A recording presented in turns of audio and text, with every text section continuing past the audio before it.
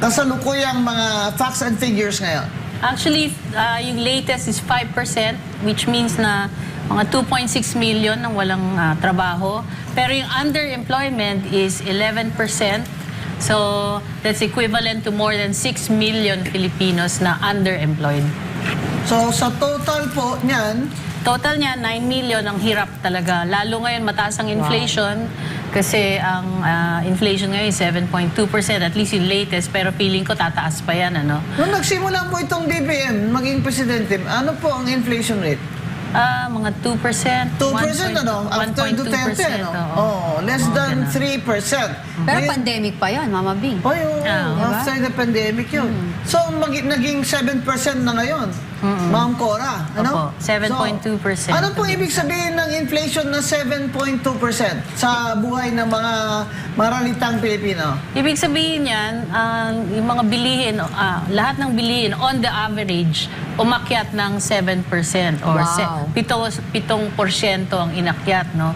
So, pero syempre iba-iba yung mga components niya. Ng pinakamataas na inflation number, yung sa transport, tumaas ng 24%. Oh my gulay. Kasi Yun nga, malala syempre, yung yan. gasolina tumaas, di ba? Oo, kasi So, ayaw pa kasi suspendin yung VAT dyan eh. At excess tax talaga bang... hindi nila talaga- kaya kasi Oo. Bakit meron po? silang inaabot na revenue target para magamit yung unprogrammed funds. Ay, Ano ba yan? Ang program bongga, funds. maleta na naman. Saan ba nilalagay ang program funds na yan? Sunugin. Sa maleta? Ano ba? Kairit. Di ba sinabi nga ni Dr. Winnie Monson na dapat wala na yung unprogrammed funds? Ako sangayon ako dun eh. Dati naman kasi maliit lang yung component na unprogrammed talaga. Kasi talagang kumbaga hinahabol na lang 'yan para kung may naiwan na project, hinahabol nila. Kaya kumbaga, ang tawag nila insertion. Pero ngayon, sobrang laki ng mga unprogrammed funds, di ba? Magkano po yun? Nasaan So, na yun? nung 2023, umabot pa yan ng mga 800 billion. Billion, ha? Oo. 700 billion. This year, binaba na nila to 150 billion. Pero malaki pa rin yun. Kaya po hindi nila babawasan o isuspend ang VAT at ang excise tax sa gasolina dahil may hinahabol po silang collection, Ma'am Cora? Oo. Kasi pag hindi nila na-meet yung revenue target, hindi marirelease yung unprogrammed.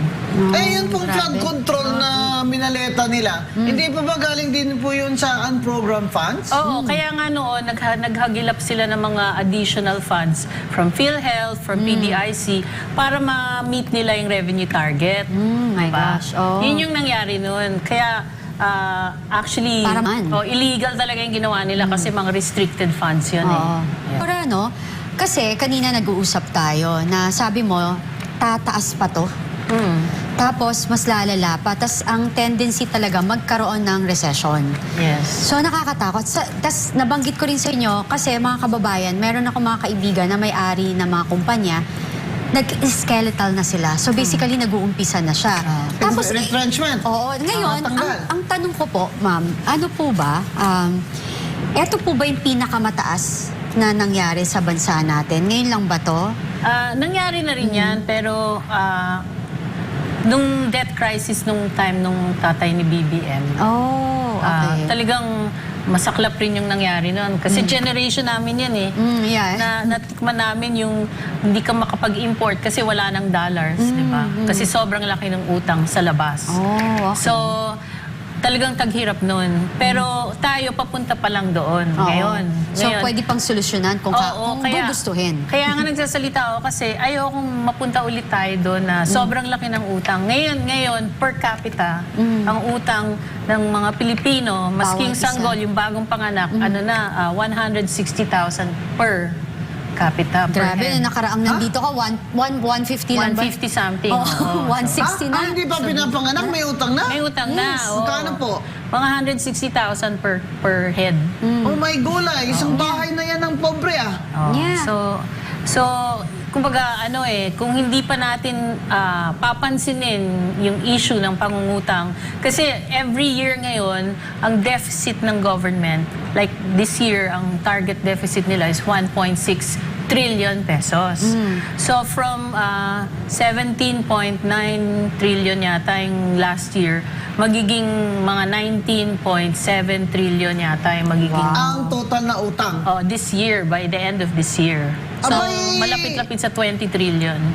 Oh my Grabe. golly! Alam mo yung 1.6 trillion, pwede ka na magpatayo ng isang syudad niyan eh. Correct. Di ba? Totoo yan. Napakalaking Totoo yan. pera niyan. Baka- Actually, kinalculate ko nga 800 billion, kaya magpatayo ng 22 medium-sized malls. Di ba? So Oh my ilan na yung sabihin mo na ilang trabaho ang pwede mong ma-generate sa Grabe. ganung karaming di ba? malls. Pero sa ngayon po, walang trabaho sa construction dahil hindi po naglalabas ng projects ang DPWH. Yun nga, magtataka ka kasi nagde-deficit spending na nga sila pero walang mga bids, mga bidding na nangyayari Yeah. for government projects. Hindi Walang kagaya ng mga projects. previous administrations. May makikita ka. Talagang nag-a-announce sila ng mga biddings, di ba? So ngayon, wala. Halos wala. Ang balita ko rin is kasi daw po, meron namang ino-offer. Kaso ang offer daw sa contractors is palugi ka muna ngayon para lang may project. Tapos sa next time ka na bumawi. Ganon yung Actually, nakarating sa dapat akin. yung mga contractors na yan, i-blacklist na di ba? Kasi tsaka dapat isoli na nila Yeah. lalo yung sa mga involved sa ghost projects, dapat blacklisted at second, isoli nila yung binigay sa kanilang pera. Correct. Kasi wala namang nangyari sa project. Biro mo yung taga DPWH na mga undersecretary at mga engineers, isusoli daw sa gobyerno ilang bilyon. Magkano lang sweldo ng mga yun? Ibig sabihin yung pangurakot nila bawat taon, bilyon-bilyon mga kaibigan, hindi ng hundreds of billions Actually, Mother, when you try to think about it, kung sinasabi nila kunwari ng mga 300 billion yung DPWH project, tapos ang kinikita, 'di ba meron may commission yan sila sa 20%, yung pinakahuli nga daw 30% na. So from 300 billion magkano 'yun, 'di ba? Actually, layered yung corruption Layered yan. Explain mo nga sa mga kababayan natin, Ma'am Cora, yung layered na corruption dyan. Kasi nag-umpisa yan sa Congress. Ang Congress may cut na. Tapos yung Congressman may contractor. cut. Oh. Yung contractor. Tapos yung mga nag-a-approve ng mga permits, ng mga business permits. Tapos yung barangay. So, kung 300 million yan, malamang natitira na lang talaga dun sa project is 80 to 100 billion. Correct Siyempre, Diba? Kaya hindi natatapos substandard yung project. Substandard na, hindi pa tapos. So, kaya puno ng buhangin, wala ng semento. Kaya nga pag binaha, nawawala na yung flood control na, hilaw. Hilaw kasi talaga yung Huwag niyo project. pong kalimutan na yung pangungurakot dyan sa DPWH ay bago pa po sila nagsumite ng kanilang budget sa House of Reps, ay meron na po nakabaon dyan na 30% para sa lahat ng kikikbakan. Magkikikbak sila sa DPWH officials, abot hanggang secretary, tapos magkano yung para sa congressman na kung saan dyan sa district niya. At ang masaklap talaga, Ma'am Cora, hanggang ngayon, andyan pa rin, Nandyan pa, hindi pa nasususpend si Garjola ng CWS party list na taga Batangas. Ilang beses na sinasabi pangalan ni Garjola ng ICI ba yan? At saka mga contractors hindi pa rin siya nasususpend. Pero si Kiko Barsaga, nasuspend twice na. Yan na kaya mga tao po galit na dahil halata na po na yung pangungurakot ay tinatakpan nyo pa. Yan. Kaya ito talagang the numbers will not lie. Di ba, Ma'am Cora? Actually, hindi nga lang corruption Pati nga, yung nangyari sa Senado, that's a serious breakdown of institutional boundaries. Kasi ang executive branch, pinadala ang NBI, and they forcibly wanted to... The BBM only has 2 years to go. Yeah. Ang solusyon niya sa problema natin, mga kababayan, ay politikal. Hindi yung kumayod sila ng todo dyan sa executive department para maibsa naman po ang paghihirap natin, kagaya ng kuryente. Di ba? Actually, yung kuryente, gasolina, gasolina, tsaka bigas yan. ayuda sa fisher folk para naman bumaba ng konti yung presyo ng isda, di ba? Ay, hindi nag-work yung ayuda, Ma'am Cora. Bakit kaya hindi ito umobra? Kasi hindi naman sustainable yan. Tatagal, sabihin mo, 5,000 to 10,000 per person. Hindi naman tatagal ng 3 buwan yan, di ba? Dapat trabaho binibigay nila kasi ang trabaho is sustainable. At saka hindi lang yun, kasi kapag tayo, sa hirap ng buhay ngayon, ang mga Pilipinang hilig mangutang. Yung 5,000 yan, mamaya, pagkatanggap nila, dumadaan lang. Dumudulas lang sa palad nila yan. Pinangbabayad lang nila ng utang. Tapos, Miss Cora, sinabi mo rin kasi na parang ang nangyayari, hindi nga parang nangyayari na. Kasi yung mga lahat actually, first time mong nandito, lahat ng sinabi mo, nagkatotoo. Di ba? Kaya nga talagang iba talaga kasi kapag ang katulad mo, yung isang katulad mo, na ang iyong priority is talaga kung ano yung makakabuti para sa ating bansa. Ang nakikita ko po kasi ngayon, Mama Bin, siya Miss Cora, sa liderato ng BBM or Marcos administration, is yung last 2 years na parang wala na sila talagang pakialam. No. Diba? Hindi na sila makakabangon. Kaya pag sinasabi ni BBM na, kaya natin to, magiging upper middle class ng Pilipinas. No way! Budol yan. Huwag kayong maniwala. Kasi unang-una, ano ba mga stimulants na economy? Government spending, investments, tapos for us, yung manpower exports, hindi trade, hindi yung actual exports, kundi manpower. We are exporting OFWs. This quarter, yung last quarter, bumagal ang remittances. Diba? So kaya yung household spending bumaba din. Kaya overall, 2.8 lang ang inakyat ng ekonomiya natin. Eh ang tinatarget nila 5%. Paano sila makakaabot ng 5%? Yeah, correct. So baka mag-recession pa tayo this year kasi hindi pa natin nakikita yung full impact ng corruption at saka ng oil crisis. Naku ma'am, ano ibig sabihin kung may recession? Pag recession, negative growth for 2 consecutive quarters. Wow. Yay!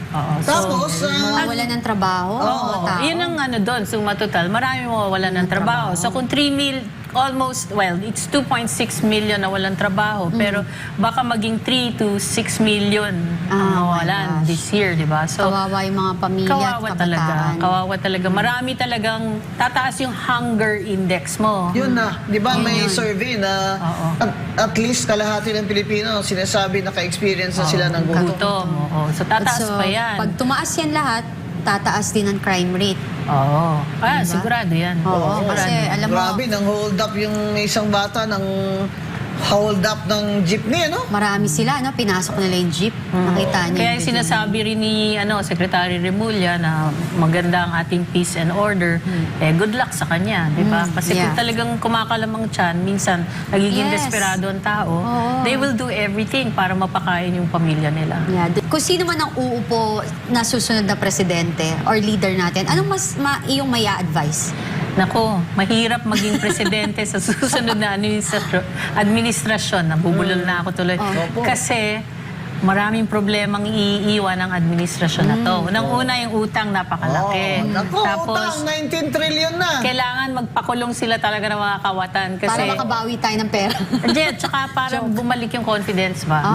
Kasi soli pag pinakulong nila si Martin Romualdez, gusto ko soli niya yung pera Soli. Kailangan talaga yan. Accountability and transparency, importante yan. Kasi you want to reflect good governance in your administration. Para naman pumasok yung foreign investments at yung mga taga-Pilipinas na may kapital ay mag-negosyo na uli dito. Yeah. Kasi balita ko dyan, ma'am, kahit daw yung may mga pera, doon na sa labas. Paggawa ng mga factory nila, di ba? Tapos sabi nga daw, Miss Cora, yung pera natin mawawala na ng value. Actually, ano na bang pera mga natin 74 centavos na lang ang worth ng piso ngayon. Oh my gosh. So, 74 kung tataas pa ang inflation, bababa pa ang bababa yan. Diba? Ano ba So, yan? ibig sabihin yan, pag yung perang pinambibili mo, mas konti ang mabibili niyan. Yeah. Grabe. Feel na nga ng mga mayayaman Yung mahihirap pa kaya. Feel na ng mayayaman yung grocery cart nila gumagaan. For the same amount. Ang nagsasuffer nung corruption nitong government na to. Hindi naman yung mga Hindi. kawatan eh. Hindi. Yung Hindi mga talaga. masang Pilipino talaga, yung mga taxpayers pa mismo. Yeah. So kumbaga, binabayaran natin yung sarili natin para maghirap tayo. Kailan mo ba, BBM, ipasuspend ang excise tax sa gasolina?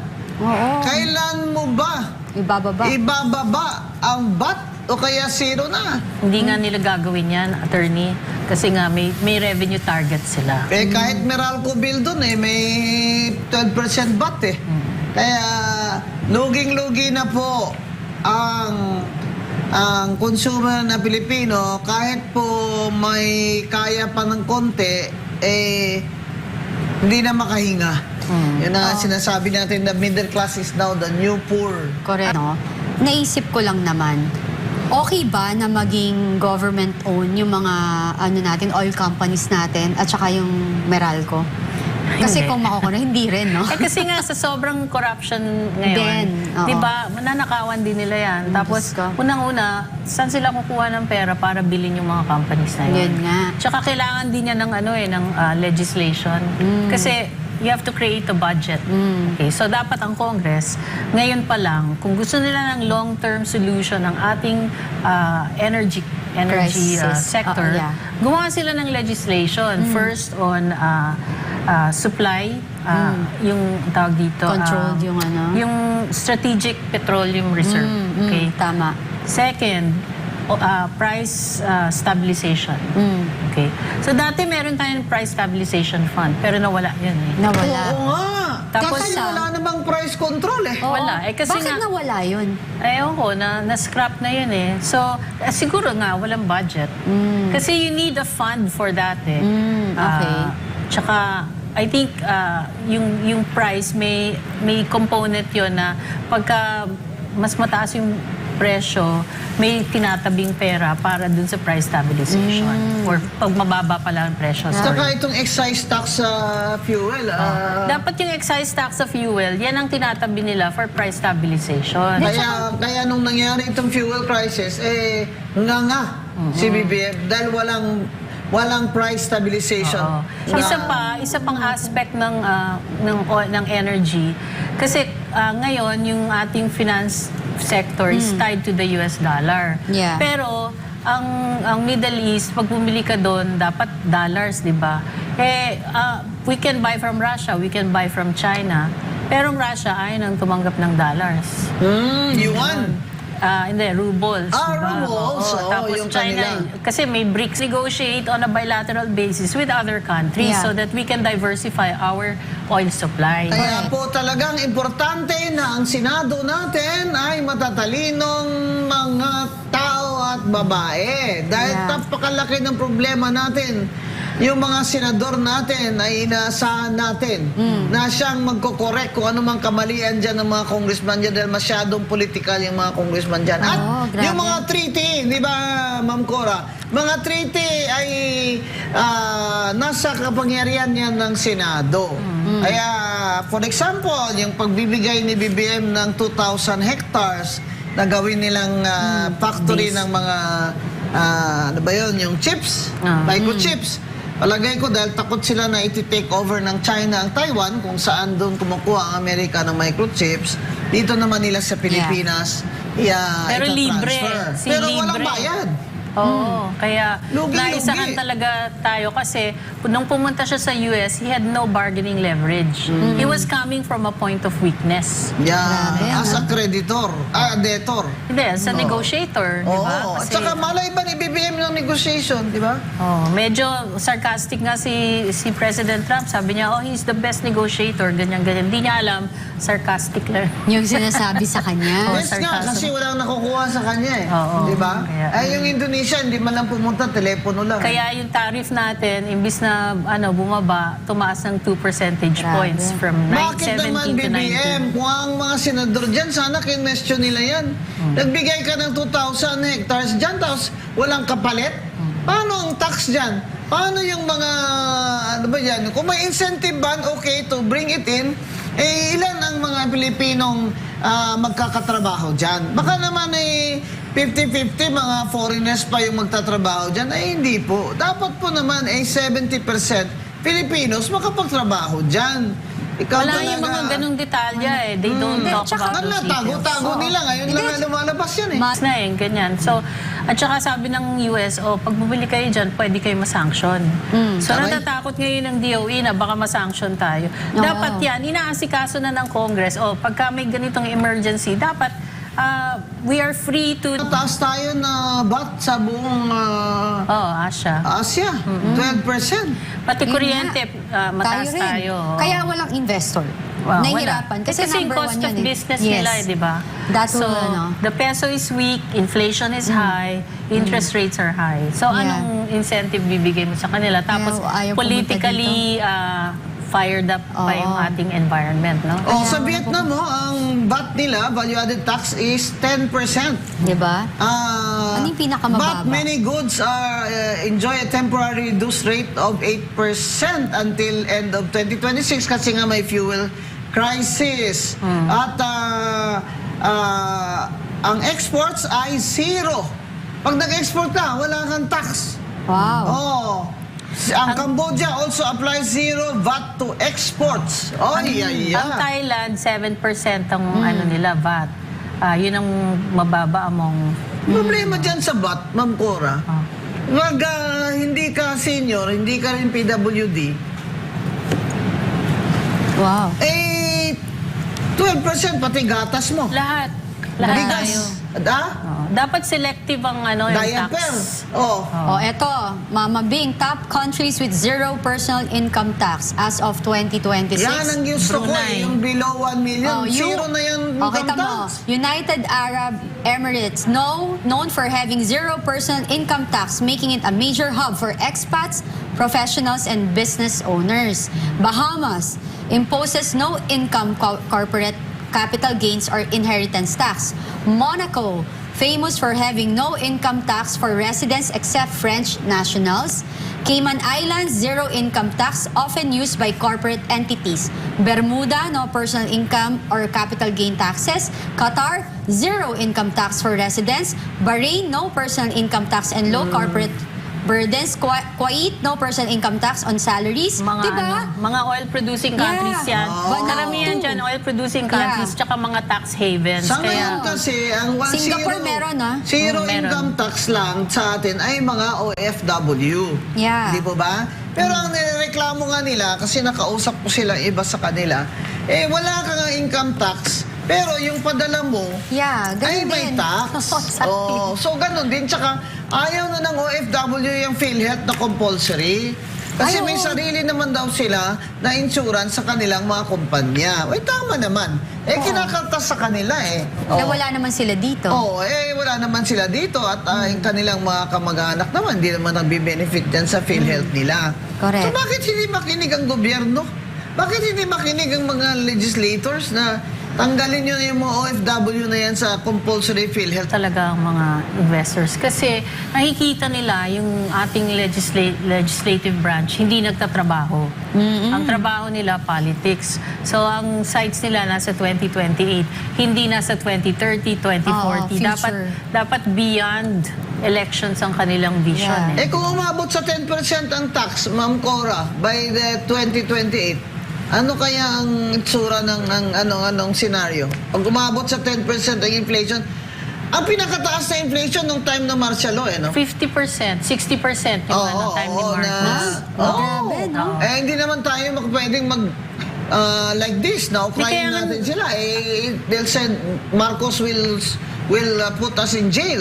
I think sometime in February, sabi ko pwedeng mag 10 to 15% ang inflation natin. Goodness. O sabihin na lang natin na 12%, Ma'am Cora. So anong parang image Scenario. scenario doon na sa pwedeng mangyari. Ayun nga, so, mga bilihin natin? Siyempre, mataas Tataas. lahat ng bilihin, di ba? So talagang maraming magugutom. Second, maraming malalay off sa trabaho kasi magtitipid yung mga kumpanya Correct. Di ba? Kasi yung cost of production nila mataas. Yun. So, wala na nga trabaho, yung iba mawawalan pa ng trabaho. So, paano na lang?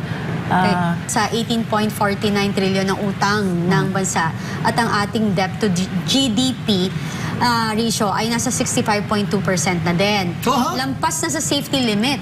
So, sa ganitong sitwasyon, may sapat pa bang fiscal space and gobyerno para pondohan ng mga social services? Siyempre, kung tatanungin mo, O hindi. mapipilitan tayo magpataw ng Hindi. mga bagong Pero kung rules? mga congressman tatanungin mo, marami pang space yan. Ibang space sa maleta ng gobyerno natin, imbis na solbahin itong problema sa kakaban ng bayan at sa mga Politika pa sa mga mahirap gusto tayo pa mag-adjust. Actually, kahapon nung... Magtipid daw tayo. Ano pa ba ititipid? Yung renta umakyat na. Ang Lahat. kuryente umakyat din. Charge pa sa atin yung mga systems loss. May bat din yung kuryente natin, ha? Tapos, Kahapon nga, wala. Transportation. Magkano na bang ngayon? Ano yun kahapon? Kahapon nga, attorney, nung kasagsagan nung gulo sa Senate, sabi ko, nakalimutan na ba nila na may oil crisis tayo?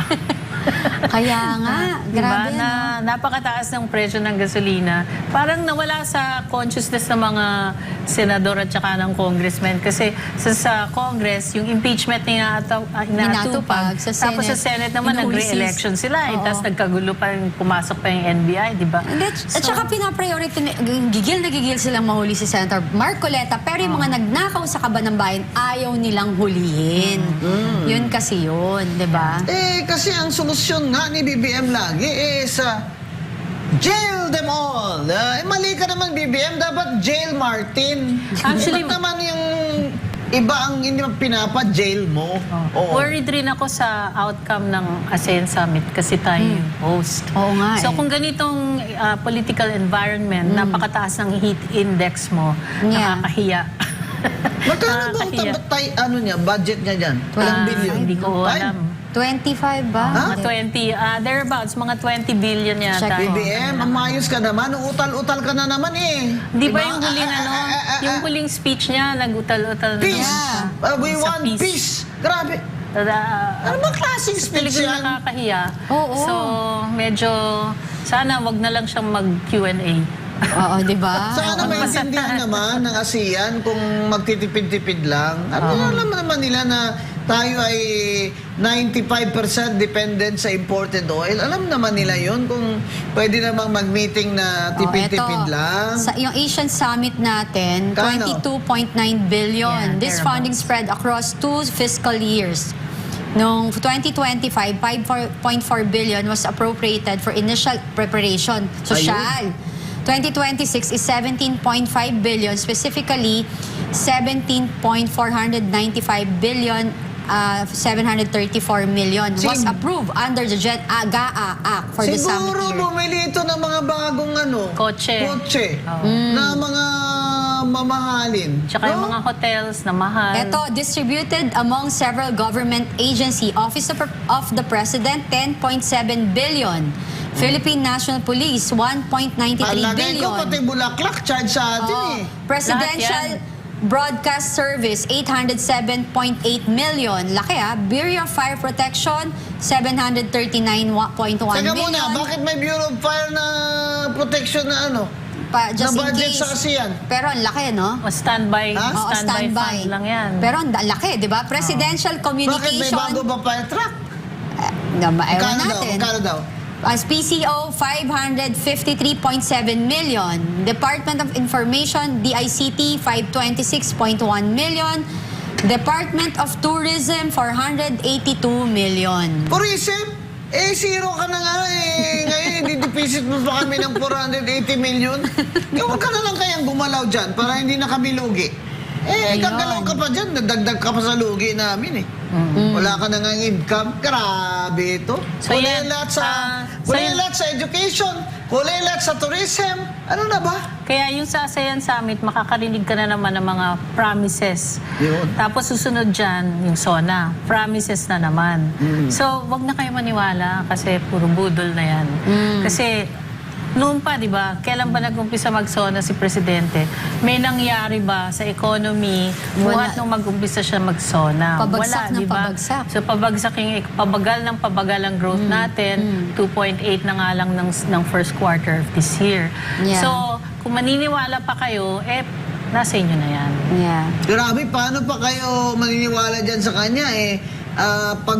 Pagkuot mo ng bulsa mo ba? Pagpasok ng kamay mo sa bulsa mo, wala nang laman? Paano kayo maniniwala dyan kay BBM? Kung talagang maniniwala pa kayo dyan, ewan na lang. Kung So, talagang, may 2 taon pa siguro siya. may maleta kayo. Di ba may 2 taon pa siya? Opo. So, kung every year ang deficit natin is almost 2 trillion. So by the time he finishes his term, ang debt natin is about 24 trillion. Oh my gosh. Diba? Magiging ganun na yan. May high Kung ganun blood. ang trend ha, kung susundan natin yung ganung Oo. trend. Kasi syempre, lalo, pag palapit ng eleksyon, lalong magiging desperate sila Oh to yes. steal money. Bantayan po natin. Kaya bantayan nyo talaga yung kaba ng bayan kasi sa totoo lang, kung ako tatanungin nyo, he needs to step down kasi more damage, there's just more damage to the game economy, over ka di ba? na, BBM. Game so, over. hindi Resign naman ka niya na. kayang ibangon na yan. Kaya lang, syempre, hindi siya magsi-step down. Oo, ang sabi. Ano pang sabi, Kati? Under control pa ba? Oo, ang sabi nga pala, Miss Cora, ang Palasyo Ray, naglabas ng statement na under control ang sitwasyon ng ekonomiya ng bansa. So, there's- Pero hindi nito nabigyang linaw kung paano bababa ang presyo ng bigas na umabot na sa bagong peak ngayong buwan. Baka under flood control. Grabe. Binaha. Ha, Ayun ba? nga, so magtatagulan pa, di ba? Oo nga. Hindi, tsaka marami pang disasters na darating. Correct. oo. Itong Pilipinas, alam naman ng gobyerno, ilang bagyo ang darating. Ba, ngayon ang mga Ilang ulan, lindol pa ang Oo. mangyayari. Lahat yan, di ba, Ma'am Cora, pinaglalaanan yan ng pera. Yes. oo. Kasi hindi lamang disaster, recovery talaga ang paglalaanan dyan. Parang wala lang sa kanila eh. Parang, sige, masanay naman kayo dyan eh, na bumabaha lagi. Grabe kayo. Kasi wala talagang nangyayari. Alam na naman nila na ganito yung sitwasyon. They're still They in don't denial. listen. Yeah. Oo. They are in denial. Basta sana at the minimum, yung excise tax dyan sa gasolina ay tanggalin nyo na muna. Correct.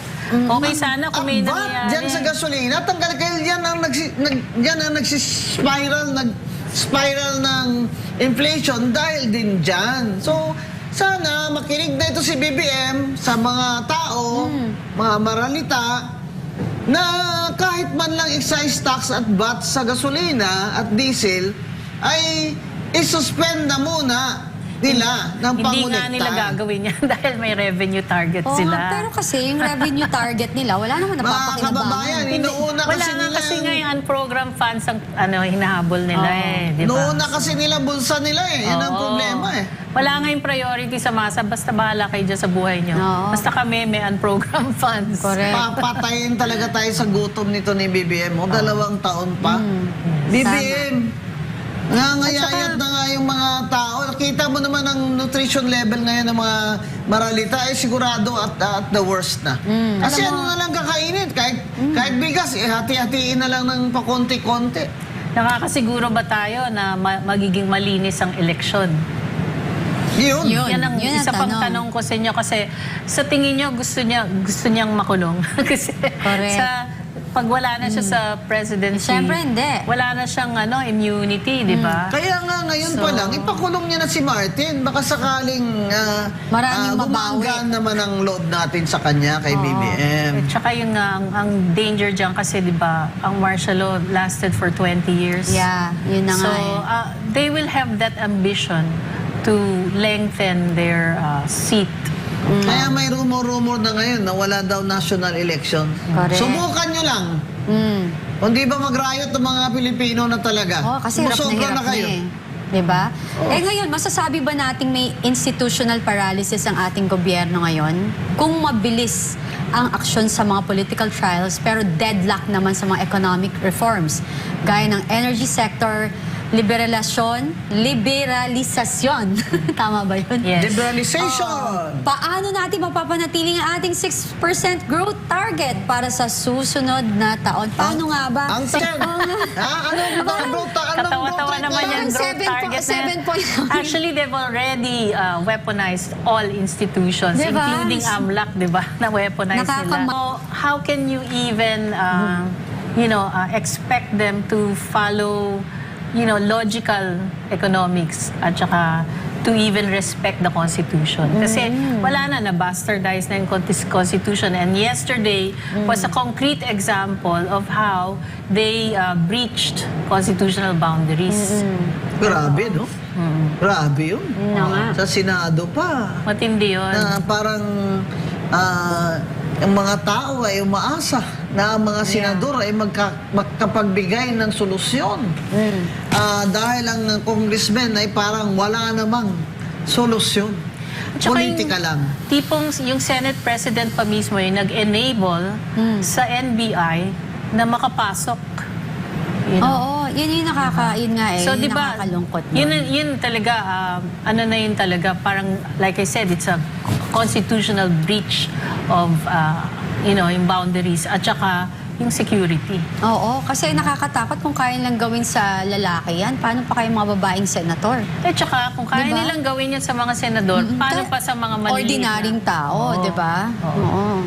Akala ko ba, Ma'am Cora, napasa na sa House of Representatives yung suspension muna ng collection ng excise tax Oo. at VAT sa fuel. Hindi nila na-implement. kasi nga may target sila. Ayan na naman tayo. Balik Diba? tayo dun sa revenue target. Di bali wala rin yan. Kunwari Wala. lang, it's all for optics. Budol Kaso nga wala rin, pa diba? lang kayong silbi dyan, mga congressman. Sinabi ko na yan Wala dati pala kayong silbi. Sinabi ko na yan dati that we are being scammed. Ito yung sinabi mo na ini-scam tayo ng gobyernong Yeah, ito we're being scammed. Kung kunyari lang, papasa-pasa kayo ng batas ha. Hindi Yeah. naman talaga gagawin ni BBM. Oh. Yes, it's all promises na. At saka lip service, ganyan. Para lang maibsan yung emotions. So they're trying to appeal to our emotions para mabawasan yung galit and then they will still do the same thing. Pero itong inflation na 7% ay mararamdaman nito ng mga maralita.